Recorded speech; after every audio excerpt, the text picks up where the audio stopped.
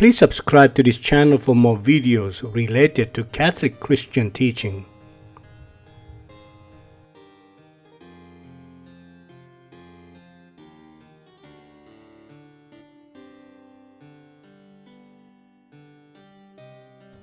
The attributes or properties of God are perfections which, according to our analogical mode of thinking, proceed from the metaphysical substance of God and belong to it. Hence, we only know the being of the absolute, simple divine substance in part, that is, in a multiplicity of inadequate concepts by which we know individual perfections of God truly but inadequately.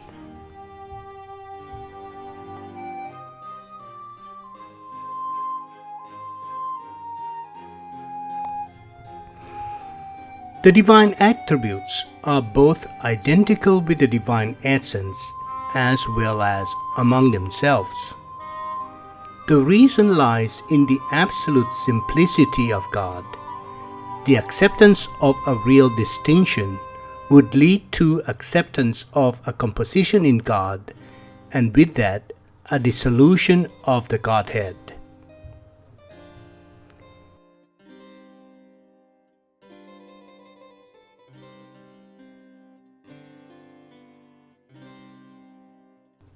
In the year 1148, a synod of Reims, in the presence of Pope Eugene III, on the urging of Saint Bernard of Clairvaux, condemned the doctrine of Gilbert of Poitiers, who, according to the accusation of his opponents, persisted a real distinction between God and Godhead, between the divine persons and their properties, and, according to the accounts of his opponents, also between the divine essence and the divine attributes.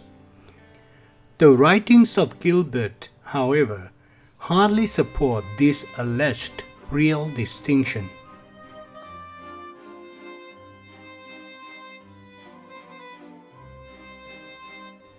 Against this doctrine that Bernard accused Gilbert of holding, the Synod asserted the real identity of God with the Godhead, that is, with the divine nature and the persons, as well as with God and His attributes.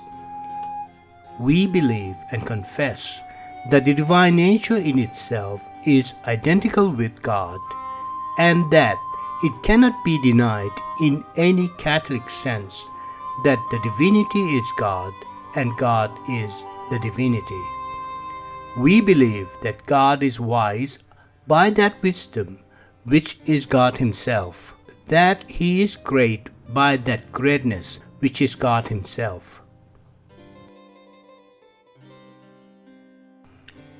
The Union Council of Florence explained in the Decretum pro Jacobicis, "In God, everything is one, where there is no opposition of relationship."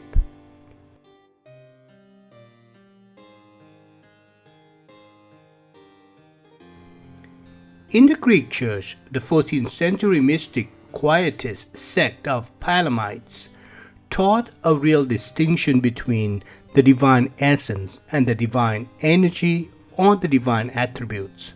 While the divine essence was claimed to be unknowable, divine attributes were claimed to be bestowed on humanity in a condition of contemplative prayer through an uncreated divine light. With this, they distinguished a higher and a lower, an invincible and a visible side of the Godhead.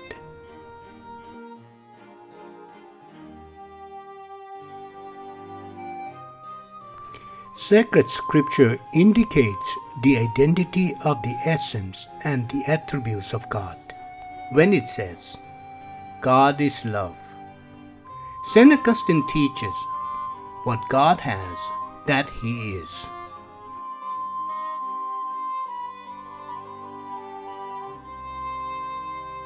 The distinction is not a mere mental distinction, as the Eunomians in the 4th and 5th centuries and the Nominalists in later medieval times taught. According to the Eunomians, all names and attributes of God are synonyms, which express nothing other than ungeneratedness, in which we apparently adequately comprehend the essence of God.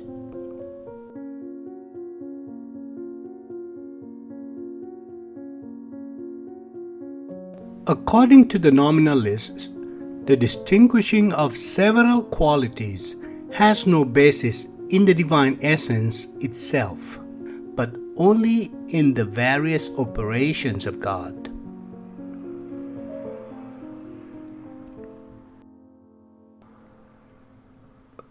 Against the acceptance of a mere logical distinction, there is the fact that sacred scripture refers to many attributes of God.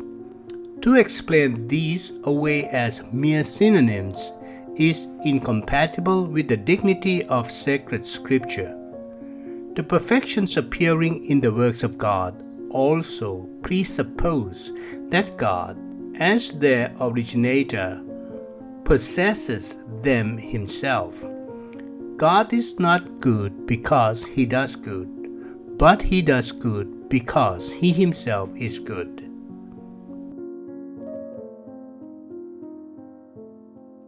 According to the Scotists, the distinction between God and his attributes is formal. A formal distinction lies between a real and a purely mental difference. But the acceptance of the notion of various formalities of being which are present in God, previous to and independent of our thinking, is contrary to the absolute simplicity of the divine substance.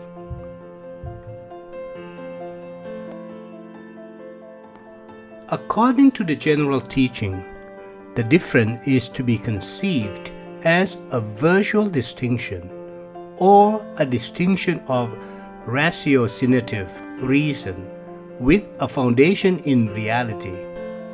The distinguishing of many attributes in God as a factual basis in the infinite fullness of the divine being, even if God's nature is in itself absolutely simple, yet we can only know it in a multiplicity of concepts. Although the names attributed to God signify the same reality, yet because they signified it under many diverse aspects, they are not synonymous.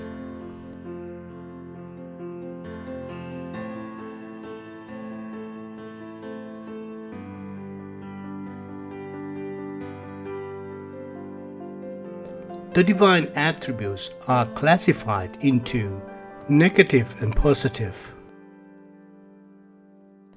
incommunicable and communicable, absolute and relative. Attributes of being and of being active or living, as well as quiescent and active attributes.